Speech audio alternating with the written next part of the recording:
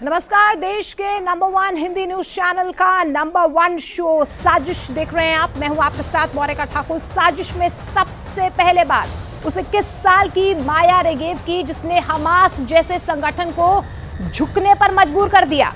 50 दिनों तक हमास की कैद में रही माया रेगेव अब आजाद है और कैद से बाहर आने के बाद माया रेगेव ने हमास के बारे में ऐसी बातें बताई हैं जिसे सुनकर नेतन्याहू भी हैरान है।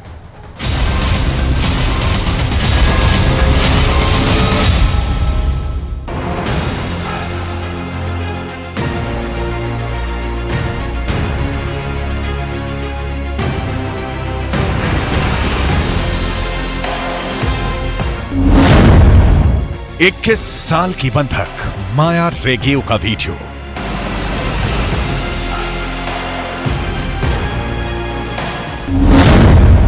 माया ने हमास के बारे में क्या बताया?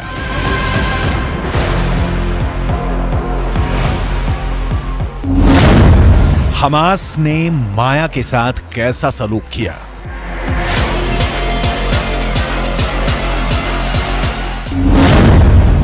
माया के साथ 7 अक्टूबर की उस सुबह क्या हुआ था?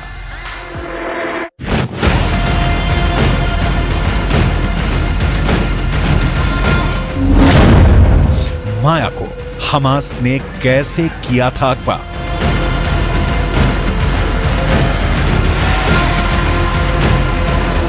इक्कीस साल की माया रेगेव से जुड़ी हर बारीक से बारीक डिटेल आपको आगे दिखाएंगे, क्योंकि कैमरे पर माया ने हमास के बारे में जो कुछ बताया है उससे हमास के लड़ाकों के एक और पक्ष का पता चलता है। आपको आगे इजरायल बंधक संकट से जुड़ी लेटेस्ट रिपोर्ट भी दिखाएंगे, लेकिन इनसे पहले माया रेगेव की रोंगटे खड़ी कर देने वाली कहानी।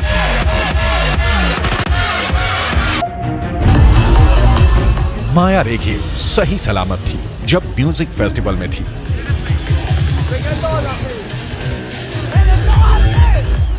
लेकिन अब लौटी है तो बैसाखी के सहारे।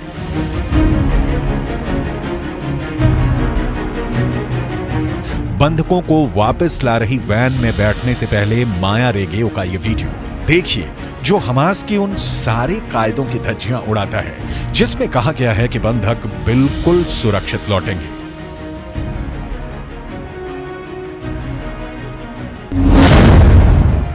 माया रेगेव 50 दिनों तक मौत की सुरंग में रही। 50 दिनों तक हर पल मौत सामने नाचती रही। 50 दिनों तक तड़पती रही फैमिली से मिलने के वास्ते। 50 दिनों तक बहते रहे माया रेगेव की आंखों से अनवरत आंसू। और फिर आई इजरायली गर्ल माया रेगेव की लाइफ में वो सुबह जब वो आजाद हो गई, अंधेरे बंद कमरे और हर सांस पर लगे पहरे से आजाद। अपने देश इजरायल में माया रेगेव के परिवार की लाखों दुआएं कबूल हुई। अपनी बेटी के लिए तड़पती मां के कलेजे की प्यास बुझी। माया रेगेव को हमास ने 50 दिनों बाद रिलीज कर दिया।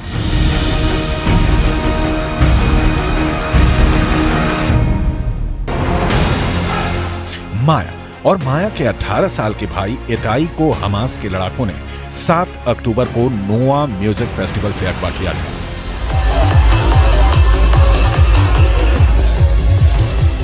उस वक्त फेस्टिवल के बीच खुद को बचाने की कोशिश में भाग रही माया ने अपने पिता इतान रेगेव को फोन भी किया था।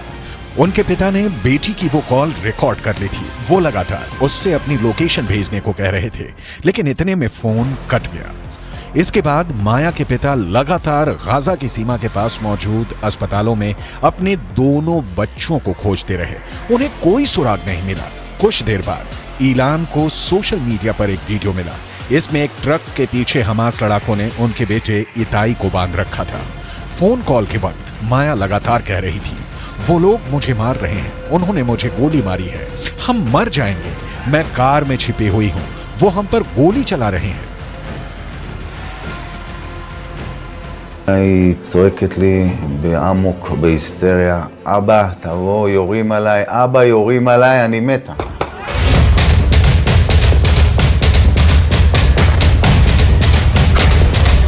हमास ने 7 अक्टूबर को इजरायल के लोगों को जब बंधक बनाया तो ना उनकी उम्र देखी ना मर्द औरत देखा।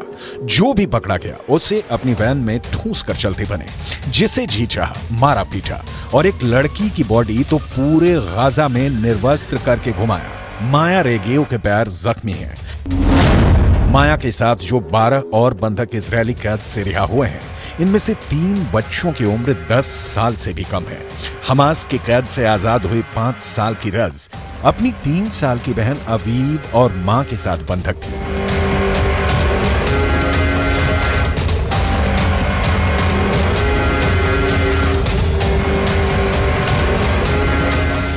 इजरायल हमास के बीच जो समझौता हुआ है उसके मुताबिक ये सीज फायर सिर्फ 4 दिनों के लिए ही रहेगा। सुबह 7 बजे से शाम 4 बजे के बीच बंधकों को छोड़ा जाएगा। हर दिन 13 बंधक रिहा किए जाएंगे।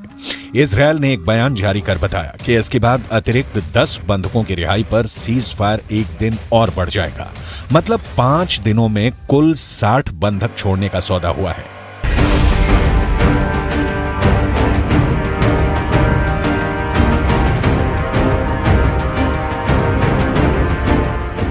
इसके बाद भी हमास की कैद में 180 बंधक बचे रहेंगे। कुल 240 लोगों को 7 अक्टूबर की सुबह हमास ने नोआ म्यूजिक फेस्टिवल से उठा लिया था।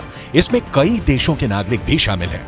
हमास अब जत्था बनाकर इन बंधकों की रिहाई कर रहा है और बदले में इजरायल भी फिलिस्तीनी कैदियों को रिहा कर रहा है। सौदा बहुत सीधा सा दिख रहा है, लेकिन असल में है नहीं।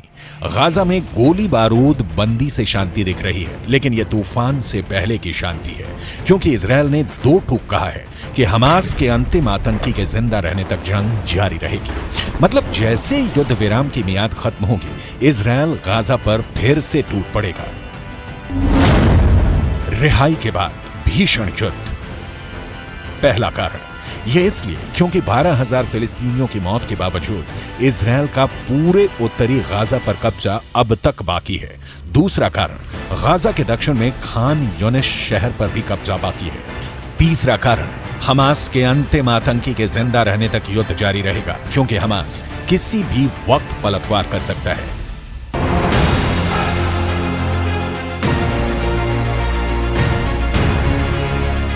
मैसेज लाउड एंड क्लियर है कि संघर्ष विराम के बाद भी इजरायल नहीं रुकेगा। इजरायल इस बीच खुद पर कंट्रोल कर किनारे खड़ा रहेगा कि कब इन बंधकों को भी छुड़ाया जाए और कब गाजा का ऑपरेशन खत्म किया जाए। यही वजह है कि इजरायल डिफेंस फोर्स यानी IDF इस वक्त गाजा में मौजूद है।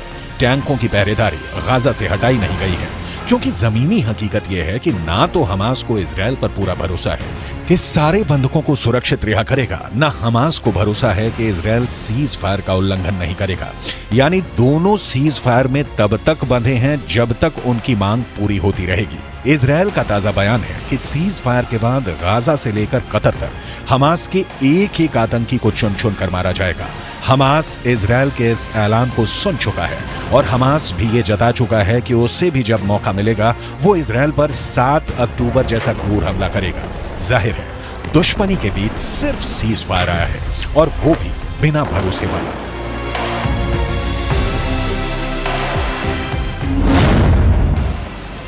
रिहाई के बाद भीषण युद्ध।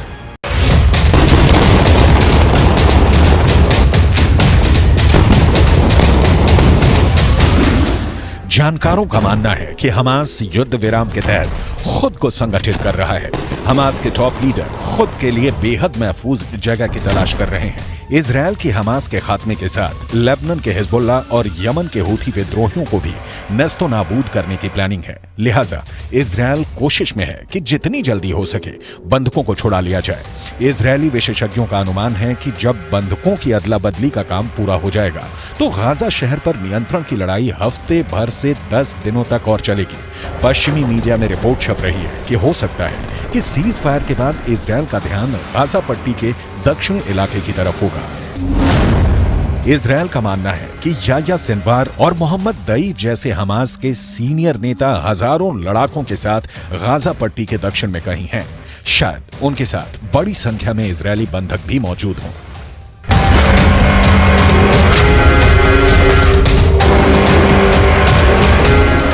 गाजा पट्टी के लगभग 22 लाख लोगों का एक बहुत बड़ा हिस्सा दक्षिण की ओर चला गया है। दक्षिण के इलाके में लोग अटे पड़े हैं, उनमें बहुत से लोग डरे सहमे और बेघर हैं। ऐसा लगता है कि वहां एक बहुत बड़ी मानवीय त्रासदी अपने होने का इंतजार कर रही है। अल मवासी के रेतीले मैदानों के बीच टेंटों में ठूंसे सैकड़ों फिलिस्तीनियों का मंजर दुनिया को इस मानवीय संकट की ओर निगाहें दौड़ाने के लिए मजबूर कर सकता है।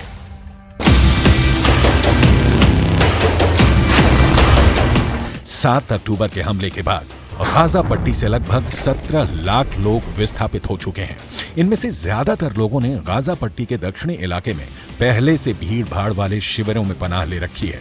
युद्ध विराम की तारीख खत्म होते ही इन लोगों के सिर पर इजरायल की बंदूकें तान दी जाएंगी। इजरायली सेना के प्रवक्ता लेफ्टिनेंट कर्नल रिचर्ड हेच को सुनिए। यह मुश्किल हो सकता है, लेकिन वो लोग जीवित रहेंगे। इजरायल के लिए यह सैन्य जरूरत बन गया है। जिस तरह गाजा शहर के नीचे हमास का नेटवर्क है, ठीक वैसे ही खान यूनुस और रफा में भी हमास के लड़ाके फैले हुए हैं और वहां उन्होंने अपना इंफ्रास्ट्रक्चर बनाया है।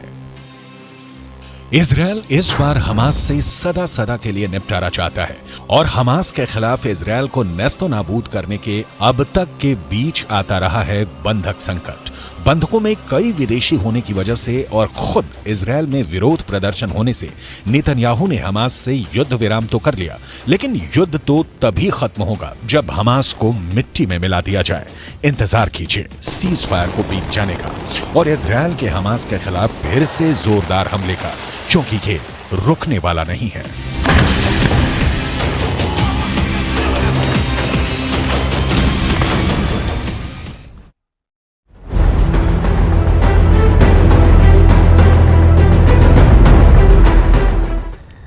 इजरायली सेना ने डंके की चोट पर कह दिया है कि जैसे ही सीजफायर खत्म होगा वो गाजा पट्टी और वेस्ट बैंक में 10 गुना तेजी से हमला करेगा। लेकिन इतनी बड़ी धमकी देने के बाद नेतन्याहू को फौरन एहसास हुआ है कि उसने बहुत भारी गलती कर दी है और इस गलती का फायदा ईरान उठा सकता है।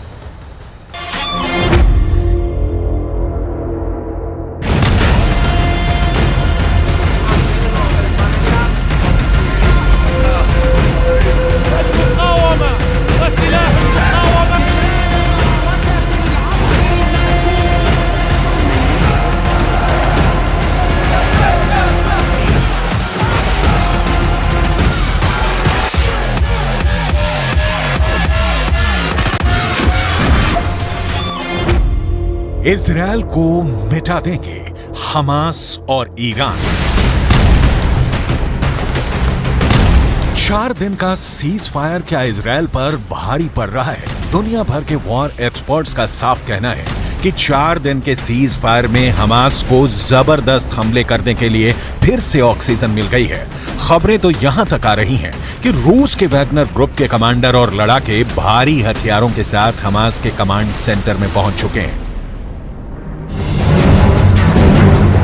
जबकि चीन ने इस दौरान हमास की सुरंगों में ऐसे खुफिया नेटवर्क बना दिए हैं जो इजरायली टैंकों और पैदल सेना के लिए काल साबित होंगे। जबकि दूसरी तरफ ईरान ने हमास को नई तरह की सैकड़ों मिसाइलें, लंबी दूरी के रॉकेट और भारी हथियारों की एक बहुत बड़ी खेप गाजा पहुंचा दी है। दावा तो यहां तक किया गया है कि ईरान ने अरब और मुस्लिम देशों को साफ साफ कह दिया है कि हम सीज फायर की आड़ में इजरायल के खूनी गुनाहों को रत्ती भर माफ नहीं करेंगे और इजरायल पर 7 अक्टूबर जैसे दर्जनों भीषण हमले होंगे।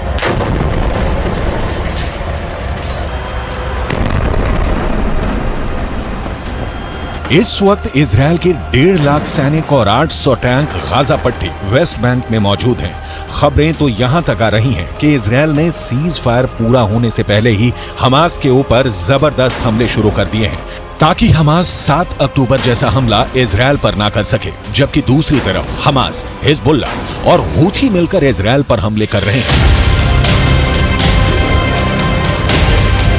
जो साफ साफ संकेत हैं कि ना तो हमास हार रहा है और ना ही हिजबुल्लाह और हूथी के लड़ाके इजरायल पर हमला करने से हिचक रहे हैं, क्योंकि ईरान इस वक्त गाजा युद्ध का बॉस बन चुका है। यही वजह है कि इजरायल के प्रधानमंत्री बेंजामिन नेतन्याहू ने एक ऐसा बयान दे दिया है जो इजरायल के वजूद से जुड़ गया है।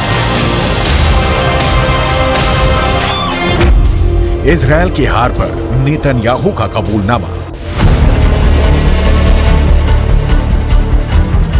इजरायली प्रधानमंत्री बेंजामिन नेतन्याहू ने गाजा युद्ध को लेकर इजरायली मीडिया में बड़ा लेख लिखा है। नेतन्याहू ने गाजा युद्ध पर लिखा है कि ईरान की शैतानी धुरी बन चुका है हमास।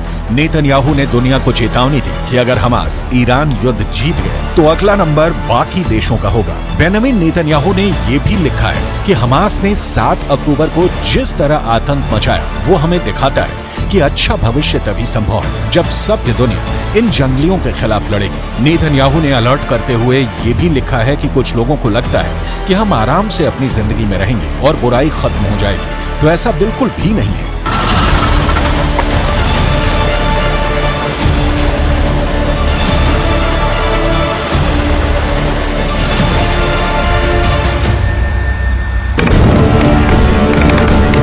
गाजा में अब तक 15,000 के करीब लोग मारे जा चुके हैं। इजरायली सेना और इजरायली सरकार दोनों ही इस वक्त भयंकर प्रेशर में है।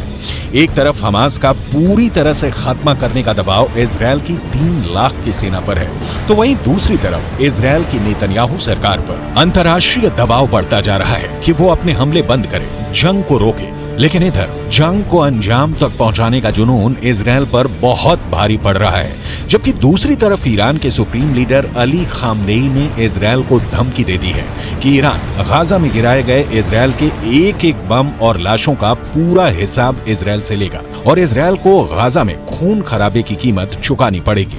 देखिए ईरान के सुप्रीम लीडर ने क्या कहा है। ईरानी सर्वोच्च नेता अली खामनेई ने एक्स पर एक पोस्ट में इजरायल को गाजा युद्ध पर चेतावनी दी है। अली खामनेई ने लिखा है कि गाजा पट्टी में आईडीएफ के हमले पर तगड़ा जवाब जरूर मिलेगा। खामनेई ने लिखा है कि गाजा में इजरायल की भीषण बमबारी उस करारी हार की भरपाई नहीं कर पाएगी जिस करारी हार का सामना इजरायल को 7 अक्टूबर को करना पड़ा था। ईरानी सर्वोच्च नेता अली खामनेई ने दावे के साथ लिखा है कि इजरायल अमेरिका के समर्थन के बिना कुछ भी नहीं है और कुछ ही दिनों में इजरायल चुप होने को मजबूर हो जाएगा। इजरायल की हार पर नेतन्याहू का कबूलनामा।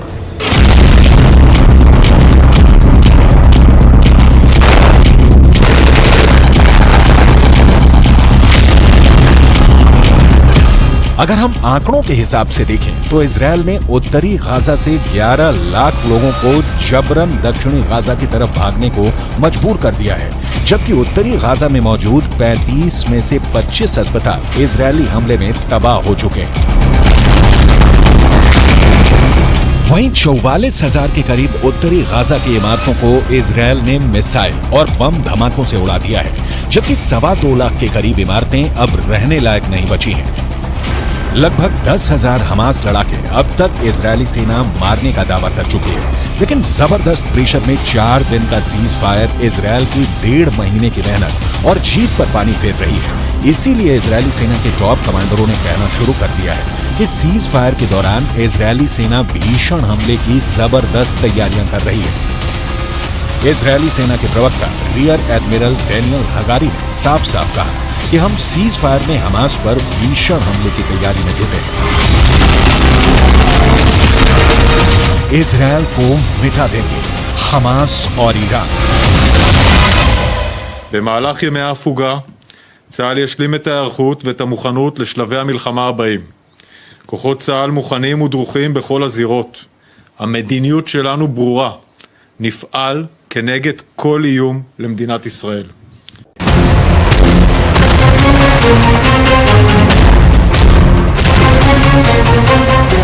अब सवाल उठता है कि अगर इजरायल सीज फायर के दौरान भी लगातार तेज हमले कर रहा है तो फिर हमास क्या कर रहा है।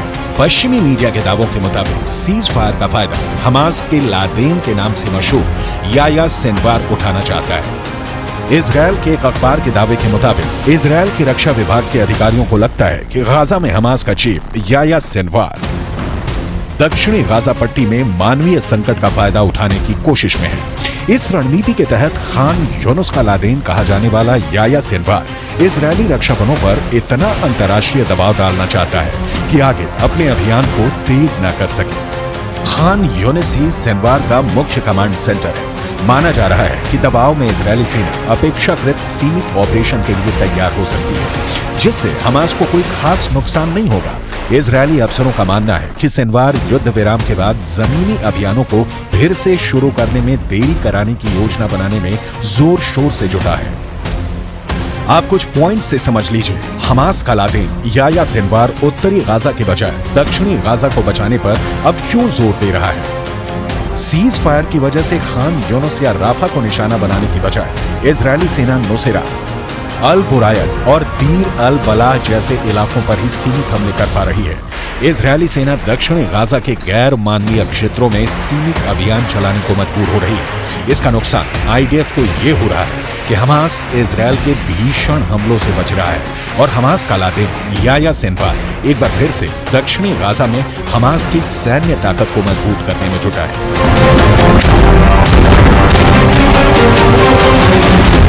इजरायल को मिटा देंगे हमास और ईरान। إنهاء الاحتلال وحماية الأقصى وتحرير الأسرى، نخوض معركة التصدي لعدوان جيش وقطعان مستوطنين على شعبنا ومدننا، نخوض معركة كسر الحصار على شعبنا في قطاع غزة الذي امتد 17 عاما أو يزيد، نخوض معركة تحقيق الحلم والأمل الفلسطيني। इस वीडियो में दिखाया गया है कि हमास के लड़ाके अचानक तबाह इमारतों से बाहर निकलकर आरपीजी फायर कर रहे हैं या फिर टैंकों पर सीधे रॉकेटों से हमले कर रहे हैं, जबकि जमीन पर इजरायली सेना का एक भी पैदल सैनिक नहीं दिख रहा है। इजरायली सेना पूरी तरह से या टैंक के अंदर है या फिर किसी बख्तरबंद वाहन के अंदर हमास के लड़ाकों से जंग कर रही है। हमास के इस खुफिया युद्ध ने इजरायली सेना के पसीने छुड़ा दिए हैं।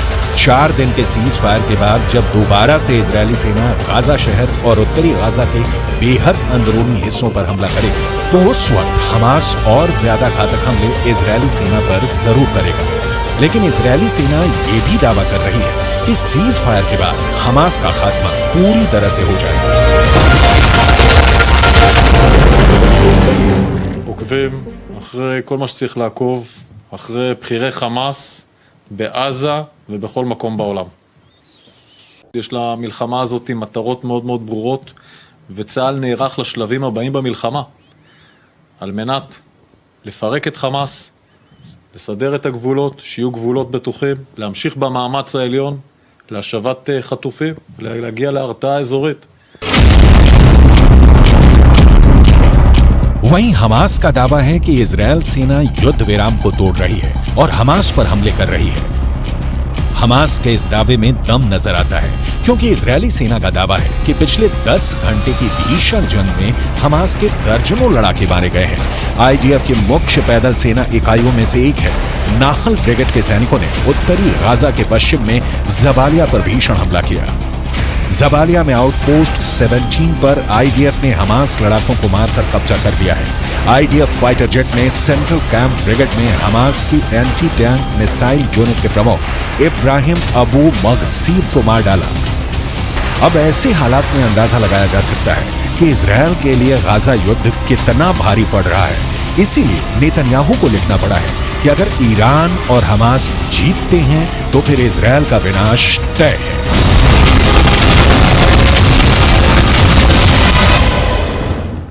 और इस बीच बड़ी खबर आपको बता दें, इजरायल के प्रधानमंत्री बेंजामिन नेतन्याहू ने गाजा की जमीन पर कदम रख दिया है। नेतन्याहू 20 वर्षों में इजरायल के पहले प्रधानमंत्री हैं जो गाजा गए।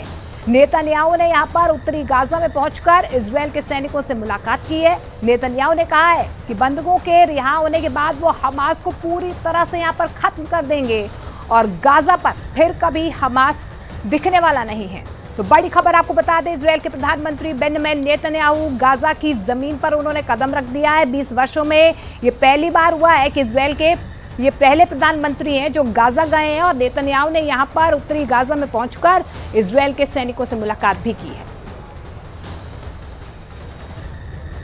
तो इजरायल की जेल से बाहर आने वाले वेस्ट बैंक के लोग हमास के फैन हो गए। उन्हें लगता है कि इजरायल से डील करने का हमास वाला तरीका ही बेहतर है। रिहाई के बाद भी वहां के लोगों में गुस्सा बढ़ता जा रहा है, क्योंकि इजरायल ने वेस्ट बैंक में हमले और ज्यादा तेज कर दिए हैं।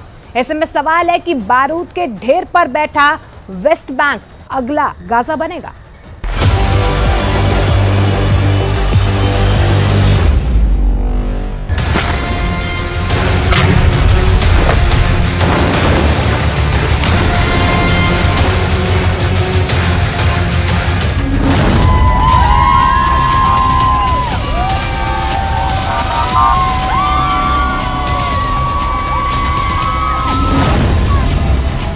फातिमा अमारी रिहा हुए फिलिस्तीन।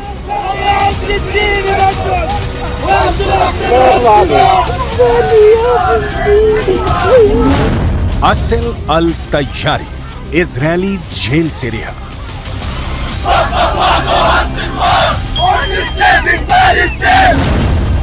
मरा बेकर रिहाई के बाद मां से मिलने की खुशी।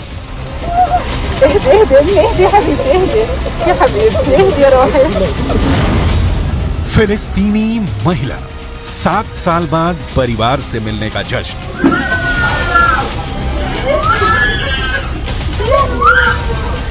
ये तो सिर्फ कुछ नाम है, रिहा हुए फिलिस्तीनियों की फहरिस्त लंबी है। युद्ध विराम के बाद बंधकों की रिहाई का सिलसिला जारी है। हमास इजरायल के बंधकों को रिहा कर रहा है, तो बदले में इजरायल को भी फिलिस्तीनी नागरिकों को रिहा करना पड़ा है। वेस्ट बैंक से बंधक बनाए गए फिलिस्तीनियों की जिस तरह से रिहाई हुई है, उससे वहां की पब्लिक हमास की फैन हो गई है। वेस्ट बैंक के लोगों को लगने लगा है कि इजरायल से डील करना है तो हमास की तरह लड़ना है। वेस्ट बैंक इस वक्त जश्न के बीच ऐसे बारूद के ढेर पर बैठ चुका है जिसका ट्रिगर कब दबेगा ये इजरायल भी नहीं जानता।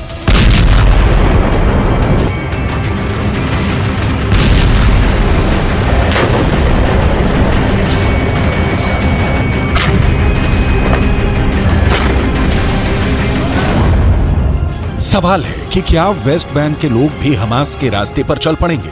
क्या इजरायल पर टूटेगा वेस्ट बैंक का तूफान? गाजा के बाद वेस्ट बैंक युद्ध का दूसरा एपिसेंटर बनने जा रहा है। वेस्ट बैंक फिलिस्तीन का वो हिस्सा है जो गाजा से करीब 20 गुना बड़ा है और यहाँ करीब 30 लाख लोग रहते हैं जो फिलिस्तीनी हैं। यहीं से इजरायल को 7 अक्टूबर जैसे हमले का खतरा सता रहा है।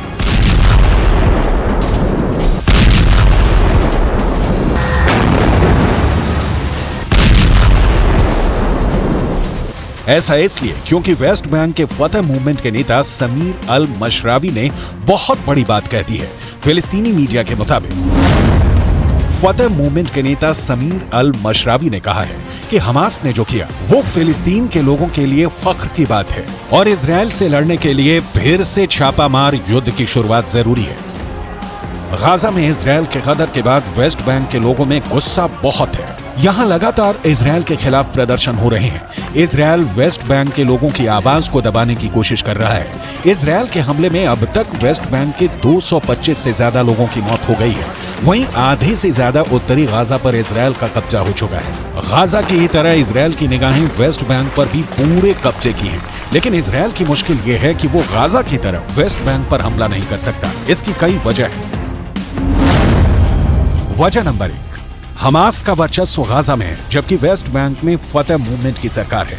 वजह नंबर 2, दुनिया वेस्ट बैंक में फिलिस्तीन की सरकार को सपोर्ट करती रही है और वहां हमास की भी मौजूदगी नहीं है।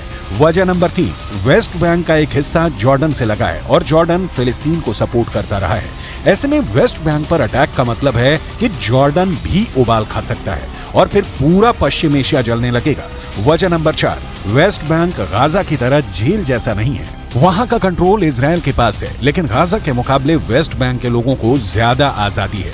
वेस्ट बैंक के कई हिस्से में तो फिलिस्तीन के लोगों का दबदबा है। वजह नंबर 5, इजरायल को डर है कि वेस्ट बैंक में अगर छापामार युद्ध शुरू हो गया तो फिलिस्तीनी इजरायल पर भारी पड़ सकते हैं। इजरायल को डर है कि गाजा की तरह उसकी सेना ने वेस्ट बैंक में चढ़ाई की तो युद्ध यहां गाजा से 10 गुना ज्यादा खतरनाक हो जाएगा, क्योंकि यहां अगर जेनिन ब्रिगेड जैसे फिलिस्तीनी दस्ते एक्टिव होते हैं तो इजरायल के खिलाफ बड़ी हिंसक मुहिम शुरू हो जाएगी। इससे निपटना इजरायल की सेना के लिए मुश्किल होगा। जेनिन ब्रिगेड जैसे कई दस्ते इस वक्त वेस्ट बैंक में हैं, जिनके पास हथियार भी है।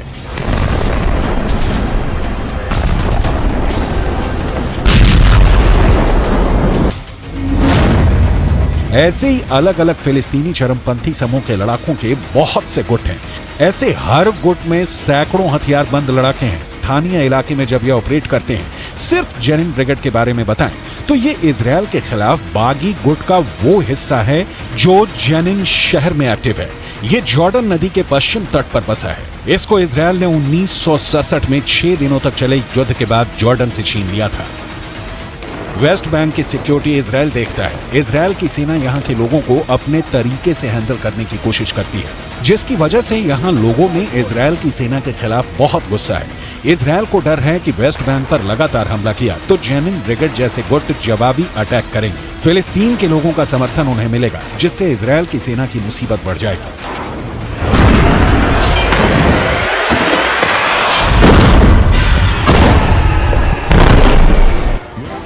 हालांकि इजरायल वेस्ट बैंक में लंबे वक्त से अपने लोगों को बसा रहा है ताकि वो फिलिस्तीनियों को कंट्रोल कर सके और उनके इलाके वेस्ट बैंक और इजरायल के बीच बफर जोन के रूप में भी काम करें। वेस्ट बैंक और पूर्वी यरूशलेम में इजरायल के करीब 7 लाख सेटलर्स रहते हैं। मतलब इजरायल की 10% आबादी वेस्ट बैंक या कहें कि फिलिस्तीन में ही रह रही है। इजरायल ने इन्हें 1967 के युद्ध के बाद से ही बसाना शुरू कर दिया था। इस वक्त आप जो 3 मैप स्क्रीन पर देख रहे हैं, उसमें से पहला मैप वो है जिस पर फिलिस्तीन की हुकूमत चलती है। इस 18% हिस्से पर फिलिस्तीन के लोग रहते हैं, उन्हीं का कंट्रोल है। जबकि ये दूसरा मैप देखिए, इस 22% हिस्से पर फिलिस्तीन और इजरायल के लोगों का साझा कंट्रोल है। मतलब ये कि कहीं इजरायल के लोगों की ही हुकूमत है तो कहीं पर फिलिस्तीन के लोगों के पास अधिकार है और वो अपने तरीके से सारी चीजों को मैनेज करते हैं। जबकि तीसरा मैप जो वेस्ट बैंक का करीब 60% हिस्सा है, यहाँ पर इजरायल की सेना का दबदबा है। हर चीज उनके कंट्रोल में है। फिलिस्तीनियों के हर मूवमेंट यहाँ पर इजरायल की इजाजत से होती है। हर जगह चेक पॉइंट है और उन्हें कई इलाकों में दाखिल होने की इजाजत नहीं है। यानी वेस्ट बैंक का 60% इलाका पहले ही इजरायल के कब्जे में है। ऐसे में ये बात तो जग जाहिर है कि इजरायल के निशाने पर वेस्ट बैंक युद्ध के बाद से नहीं बल्कि लंबे वक्त से है। यहाँ तो वक्त के साथ अपनी पकड़ मजबूत बना रहा है। यहाँ के बड़े शहर जैसे हेब्रोन, रमल्ला, जेनिन और जेरिको हैं। इन शहरों पर कहने को फिलिस्तीन की सरकार की हुकूमत है, लेकिन असलियत यह है कि इजरायल इस पूरे इलाके को कंट्रोल करता है।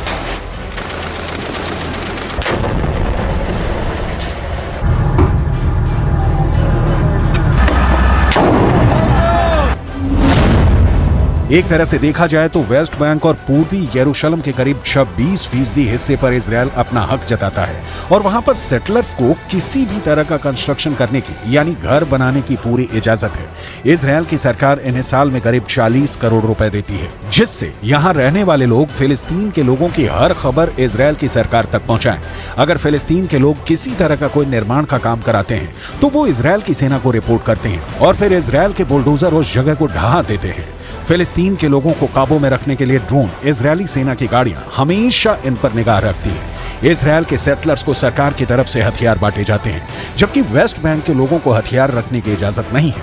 यही वजह है कि सेटलर्स और फिलिस्तीनी लोगों के बीच हिंसा बढ़ रही है। सेटलर्स को मजबूत करने के लिए इजरायल सरकार उनको दी जाने वाली रकम भी 80 करोड़ रुपए तक बढ़ा रही है।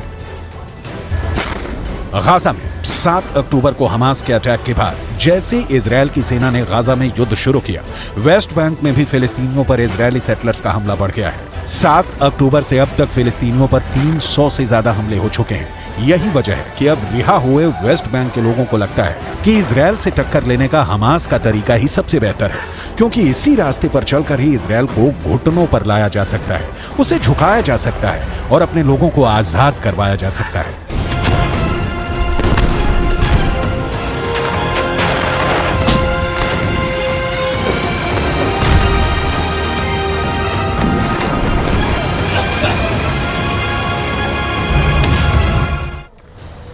वेस्ट बैंक इस वक्त बहुत ही खतरनाक दौर से गुजर रहा है। सबसे बड़ा डर है कि अगर वेस्ट बैंक में युद्ध शुरू हो गया तो अंत कहां होगा। ये बात तो इजरायल भी नहीं जानता है। फिलहाल वेस्ट बैंक में युद्ध का खतरा इतना बढ़ गया है कि सबको लग रहा है कि ज्वालामुखी जल्दी फूटने वाला है।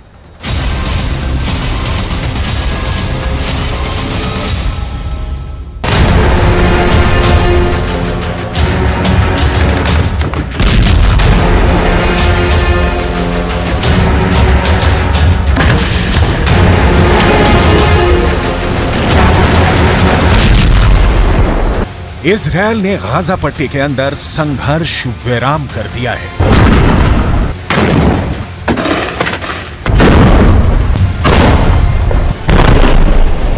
लेकिन बहुत ही रणनीतिक दृष्टि से इजरायल ने फिलिस्तीन के दूसरे हिस्से यानी कि वेस्ट बैंक पर ताबड़तोड़ हमले शुरू कर दिए हैं।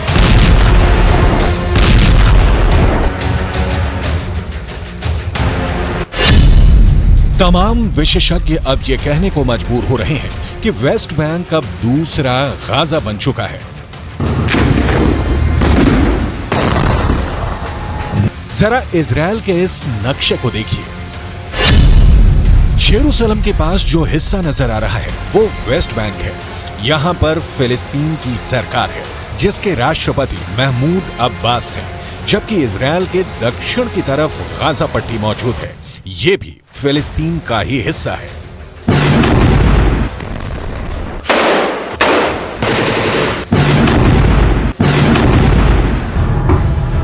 साल 1948 में जब इजरायल और फिलिस्तीन का बंटवारा हुआ, उस वक्त फिलिस्तीन को गाजा पट्टी का हिस्सा इसलिए दिया गया ताकि गाजा पट्टी के माध्यम से फिलिस्तीन का संपर्क समंदर से हो सके और वो विकास की ऊंचाइयों को छू सके।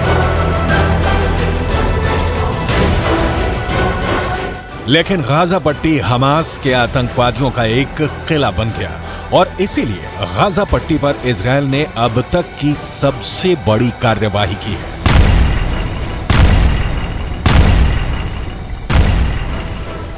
लेकिन 7 अक्टूबर के बाद से यानी इजरायल पर हमास के आतंकवादी हमले के बाद से जिस तरह की परिस्थिति का निर्माण हुआ है, उसके बाद अब इजरायल ने वेस्ट बैंक पर अपने हमले बहुत तेज कर दिए हैं।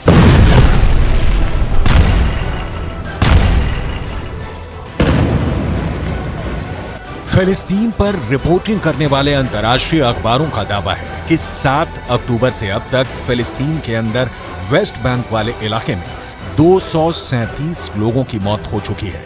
यानी वेस्ट बैंक के अंदर इजरायल की सेना हर दिन करीब 5 फिलिस्तीनियों को मार रही है। इसका मतलब है कि वेस्ट बैंक के अंदर हर 5 घंटे में एक फिलिस्तीनी को मारा जा रहा है।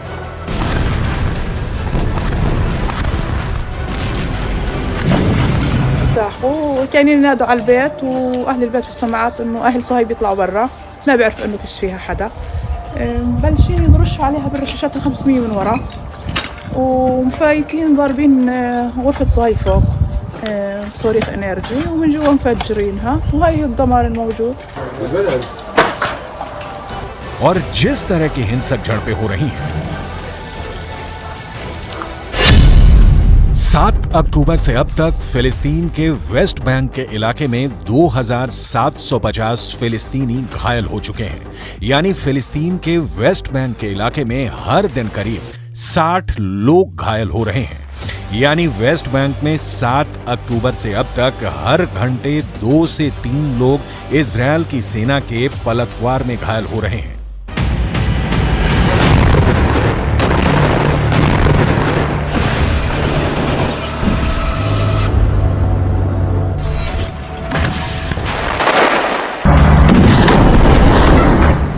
अगर देखा जाए तो ये बात साफ साफ नजर आती है कि शांति काल में जितनी हिंसा गाजा पट्टी के अंदर 7 अक्टूबर से पहले हो रही थी, उतनी हिंसा अब वेस्ट बैंक के अंदर 7 अक्टूबर के बाद से लगातार हो रही है।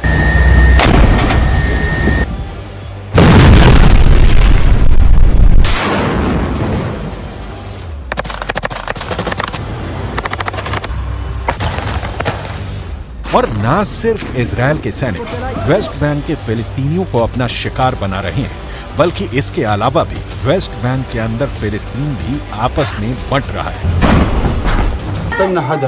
هم اي شيء في دارك، يعني هذا البيت اللي بحدنا على يسارنا نسوان كان امنات في بيت الدار غرفه وطرقه صغيره، ضربوا البيت، الناس اللي ماركه بالشارع اتصاوبت بدون اي عمل، بدون اي شيء، يعني ما بيستنى انك تحمل سلاح ولا تحمل شيء. وروم هذا احنا شو بنقول؟ الله يحيي المقاومه وعاشت كتيبه جنين، والله ينصر المقاومه في جميع اطيافها. और वहां पर इजराइल समर्थक फिलिस्तीनियों को बेरहमी से बिना किसी सुनवाई के ही कत्ल किया जा रहा है। आखिर कैसे वेस्ट बैंक के अंदर फिलिस्तीन वर्सेस फिलिस्तीन नजर आ रहा है, इसकी पूरी डिटेल रिपोर्ट आपको आगे देंगे।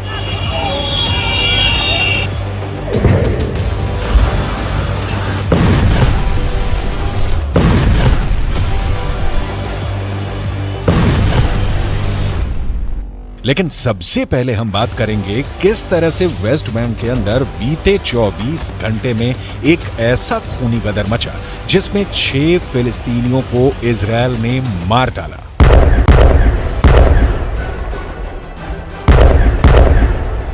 फिलिस्तीन के अंदर वेस्ट बैंक में सबसे बड़ा खूनी संग्राम जेनिन के अंदर देखने को मिल रहा है।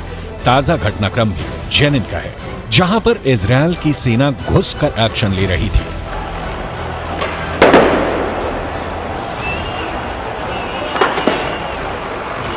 यहां इजराइल की सेना को भारी प्रतिरोध का सामना करना पड़ रहा है।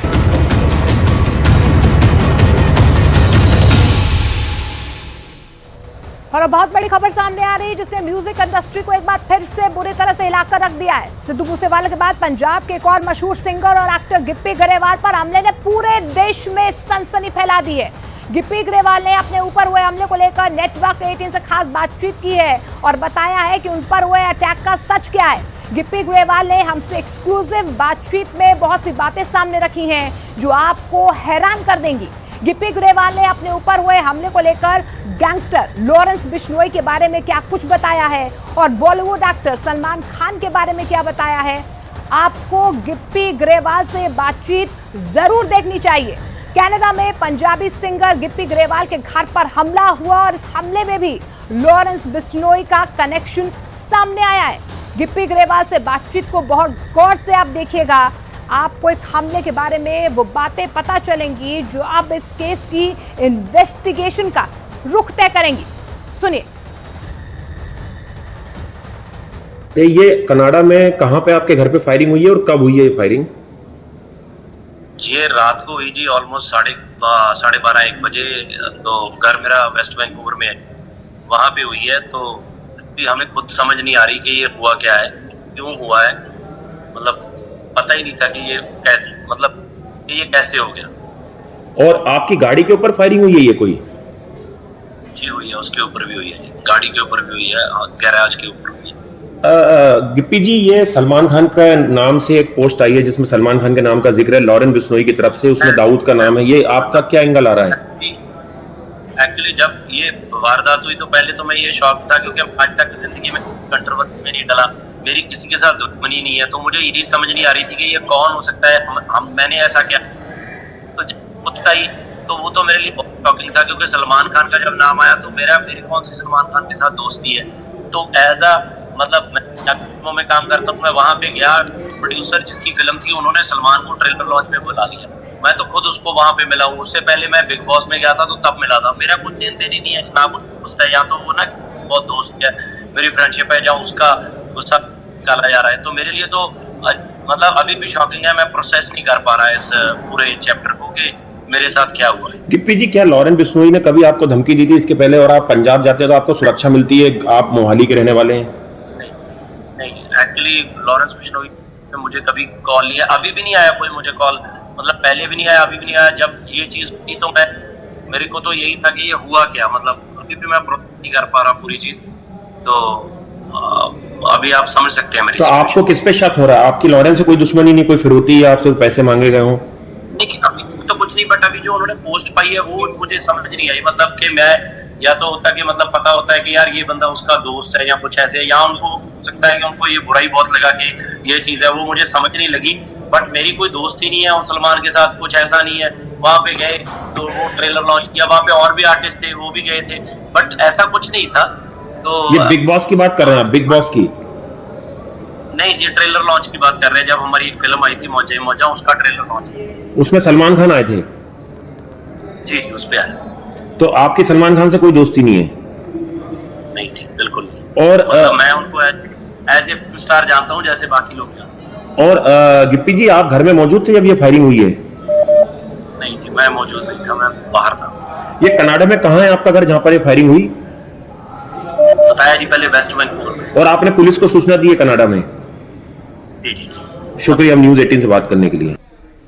तो 25 तारीख को ये पूरा हमला होता है, लेकिन हमले के बाद क्या कुछ कार्रवाई इस पूरे मामले में अब तक हो चुकी है? हमारे सहयोगी हमारे साथ आनंद जुड़ रहे हैं। आनंद, 25 नवंबर को ये हमला होता है, हमले की जिम्मेदारी यहाँ पर लॉरेंस बिश्नोई गैंग लेती है, लेकिन अब तक क्या कार्रवाई इस पूरे मामले पर?